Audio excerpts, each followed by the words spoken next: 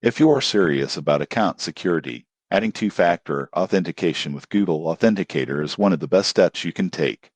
Here's how to add your X, formerly Twitter, account to Google Authenticator quickly and securely. First, open your X app or go to x.com on a desktop browser. Go to Settings Security Two-Factor Authentication. Here, you'll see several options: SMS, Authentication App, or Security Key. Select Authentication App. Next, X will display a QR code. This is what Google Authenticator will use to link your account. Open the Google Authenticator app on your phone. Tap the plus sign plus and choose Scan a QR code. Point your camera at the QR code on X, and the app will instantly add the account. You'll see a 6-digit code in Google Authenticator that changes every 30 seconds. Enter that code back in X to verify the connection. Once verified, two-factor authentication is active, and each time you log in, you'll need this rotating code along with your password. Most people get this wrong by assuming SMS codes are enough.